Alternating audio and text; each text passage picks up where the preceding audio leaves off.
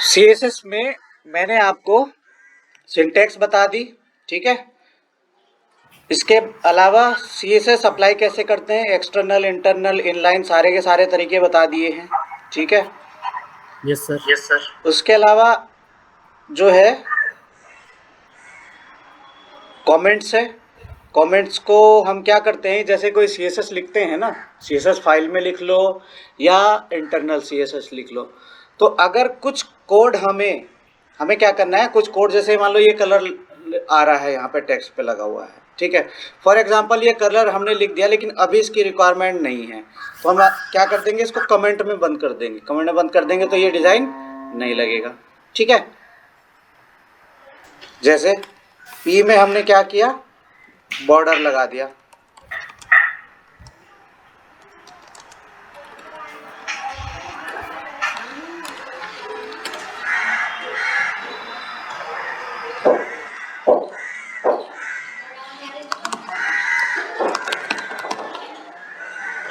ठीक है। तो आप देख रहे हो ये वाला डिजाइन तो हमारा लग गया, लेकिन ये भी कोड लिखा हुआ है सीएसएस का, लेकिन ये हमने कमेंट कर दिया है।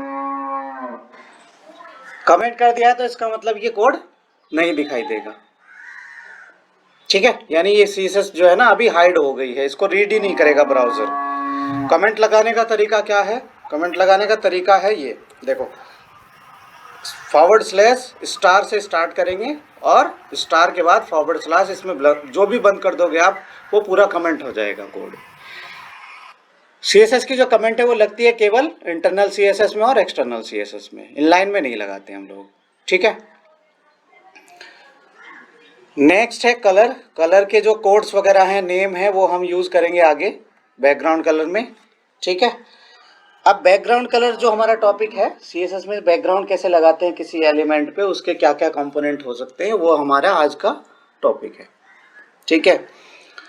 तो डेफिनेशन पे जाएं, द सीएसएस बैकग्राउंड प्रॉपर्टी। क्या है ये, बैकग्राउंड प्रॉपर्टी है। तो जब इसको बोलेंगे कि ये क्या लिखा हुआ, किसी ने आपको पूछा सीएसएस में क्या लिख रहा है, तो उसके लिए बोलेंगे बैकग्राउंड प्रॉपर्टी। अगर ये पूरा है तो बैकग्राउंड कलर प्रॉपर्टी, ठीक है। Use to add background effect. अगर बैकग्राउंड के जो इफेक्ट हैं एलिमेंट पे हमें लगाने हैं तो वो बैकग्राउंड प्रॉपर्टी से लगाते हैं। बैकग्राउंड प्रॉपर्टी कितनी है सीएसएस में, एक बैकग्राउंड कलर है, बैकग्राउंड इमेज है, बैकग्राउंड रिपीट है, बैकग्राउंड अटैचमेंट है, बैकग्राउंड पोजीशन है और बैकग्राउंड। अब ये जो बैकग्राउंड है ये शॉर्ट हैंड प्रॉपर्टी है। किसकी प्रॉपर्टी है, जितने भी ये सारे के सारे हैं ये सारे इसमें आ जाएंगे एक में ही। तो आपको ये अलग अलग भी सीखना है, अलग अलग बैकग्राउंड की ये जो प्रॉपर्टीज है ये कैसे सेट करेंगे, और आपको इसका जो शॉर्ट हैंड है ये भी सीखना है, ठीक है। सबसे पहला जो है बैकग्राउंड प्रॉपर्टीज में है background colour property. Background colour property से हम क्या कर सकते हैं, किसी भी एलिमेंट के बैकग्राउंड का कलर चेंज कर सकते हैं। फॉर एग्जांपल इसमें बॉडी एलिमेंट है, ठीक है, ये पूरा का पूरा बॉडी एलिमेंट, इसका हमने बैकग्राउंड का कलर चेंज करना था, ठीक है। बैकग्राउंड का कलर चेंज करना था तो हमने क्या किया, बैकग्राउंड कलर नाम की प्रॉपर्टी ली और उसमें बैकग्राउंड का कलर का जो नाम हमें देना था वो लगा दिया। देखो यहाँ पे जो लाइट ब्लू आ रहा है, ठीक है, अगर हम इसको येलो कर दें तो वही कलर आ जाएगा, ठीक है। तो इस तरह से बैकग्राउंड कलर हम किसी भी एलिमेंट का लगा सकते हैं with the help of background colour property, ठीक है। ये है इसका यूज। और इसके अलावा अभी आपने देखा हमने क्या करा है, ये कलर जो है ना लिखा है येलो कलर का नाम लिख दिया, तो कुछ जो भी कलर्स के नाम है हमारे पास वो लिख दिए। इसके अलावा कलर के कोड भी लगा सकते हैं। कलर को कितने तरह से लिख सकते हैं, देखो, with CSS a colour is most often specified by. ज़्यादातर हम क्या करते हैं, कलर को 3 तरह से लगाते हैं। तो भाई उसका कलर नेम, वैलिड नेम जो है उसका, उसकी हेक्स वैल्यू से, हेक्स वैल्यू इस तरह से लगती है हैश, फिर उसका 6 डिजिट का 6 कैरेक्टर का कोड लगता है। फिर लगाते हैं आरजीबी वैल्यू। आरजीबी मतलब red, R for red, G for green, B for blue. Red, green, blue तीनों कलर का कॉम्बिनेशन। तो जैसे ये वाला कलर है रेड, तो रेड को हम हेक्सा में तो लिखेंगे तो FF और 000, ठीक है। आरजीबी में लिखेंगे ये इस तरह से 255 और 00। इसका मतलब है कि 255 जो रेशियो है वो रेड कलर का है, इसमें ग्रीन कलर का 0 रेशियो है, ब्लू का 0 है। ठीक है, अगर इनको थोड़ा बहुत हम चेंज कर देंगे तो वो अलग कलर कोड बन जाएंगे। 3 तरह से कलर कोड हम लगा रहे हैं अभी, एक by name, by hex value और बाय RGB नेम। तो किसी को भी लगा लो, सबसे कलर रेड ही आएगा। देखो मैं लगाता हूँ, इस वाले कोड को लगा देता हूँ, जिसको लगाएंगे कैसे। अभी हमने क्या करा था, यहाँ पे कलर लिखा था, इसकी जगह मैंने लिख दिया RGB और पैरेंथेसिस लगाया, इसके अंदर 3 वैल्यू डाल दी कॉमा सेपरेटेड, एक पहली 255, फिर कॉमा लगा के 0, फिर कॉमा लगा के 0, तो इसका कलर आ गया रेड। ठीक है, इसको हैक्स में लिखना है सेम कलर, रेड कलर को ही हैक्स में लिखते हैं इस तरह से, FF0000। ठीक है, यही कलर है, चेंज नहीं हो रहा है। अगर मैं इसको रेड लिख दूं, कलर का नाम मैंने रेड लिख दिया तो ये आ गया। इसके अलावा अगर मैं कुछ ग्रीन लिख दूं तो ये आ गया। देखो अभी हमने RGB पढ़ा था, तो RGB में रेड ग्रीन ब्लू, यानी पहला वाला हमने 0 कर दिया, ये 255 कर दिया बीच वाला, और ये 0 कर दिया। तो देखो कलर कॉम्बिनेशन क्या बन गया। रुको 1 मिनट करके दिखाते हैं, पहले यहाँ पे कर देते हैं हम ब्लैक। ठीक है, फिर मैंने RGB में कलर कोड बनाया, R मतलब 0, रेड 0, ग्रीन 255 और ब्लू 0। देखो कौन सा कलर बना। ठीक है, अगर ग्रीन को थोड़ा सा कम कर देंगे तो कौन सा कलर बनेगा, थोड़ा सा डार्क हो गया। ठीक है, तो जितने आप जो है ना वैल्यू कम दोगे उतना ही डार्क होता चला जाएगा, जितनी ज्यादा वैल्यू दोगे उतना ही लाइट होता चला जाएगा।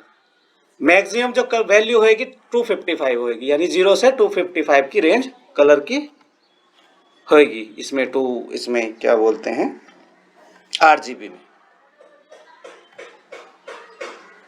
ठीक है, अब देखो मोस्ट ऑफन हम लोग लगाते हैं हेक्सा, RGB और कलर नेम, लेकिन इसके अलावा और भी है, तो ये ज़्यादा सीखने की ज़रूरत नहीं है, 2-3 लगा लेंगे केवल। जो भी हमारे ये आती हैं, एक RGB की है और एक हेक्सा की है। ठीक है,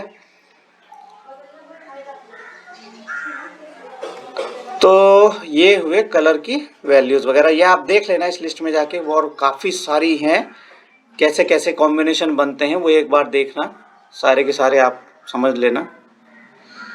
ठीक है, अब चलते हैं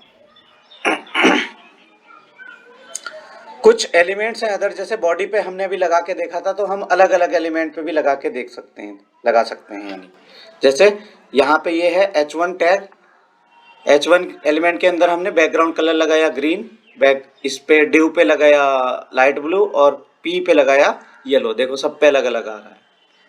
ठीक है, इस तरह से बैकग्राउंड कलर प्रॉपर्टी लगाते हैं। इसके बाद आप पढ़ेंगे ओपेसिटी। ओपेसिटी क्या होती है कि कोई कलर आपने दे दिया, फॉर एग्जांपल ग्रीन दे दिया। ठीक है, तो ग्रीन को हम क्या करेंगे, समझ लो ओपेसिटी क्या होती है। देखो पहले यही समझ लो इस ग्राफ में ये क्या है।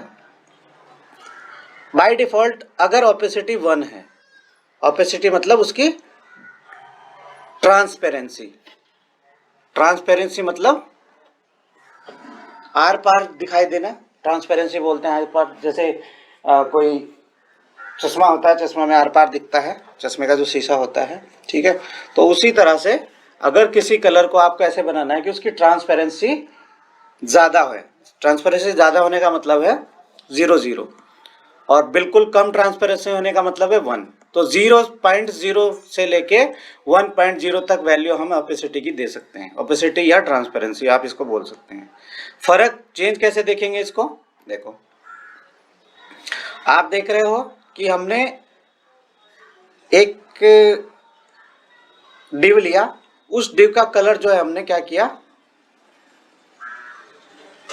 ग्रीन दे दिया।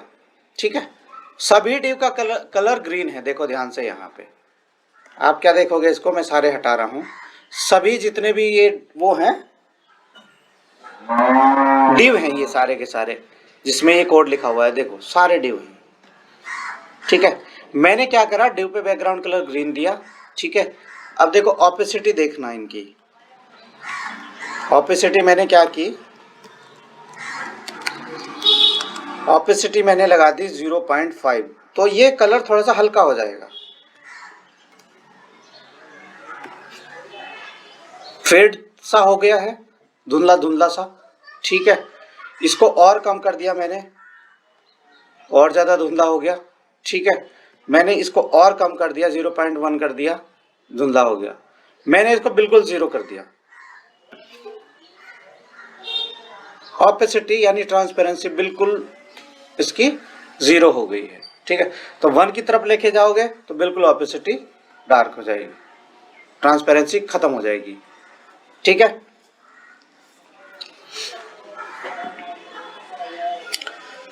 तो when using the opacity property to add transparency to the background of element, all of its child element inherit same transparency. कहने का मतलब ये है कि उसके अंदर जो चाइल्ड लिखे हुए हैं उन पे भी वही चीज लग जाएगी, ट्रांसपेरेंसी उन पे भी उतनी लगेगी, यानी ऑपेसिटी उतनी ही लगेगी, ठीक है।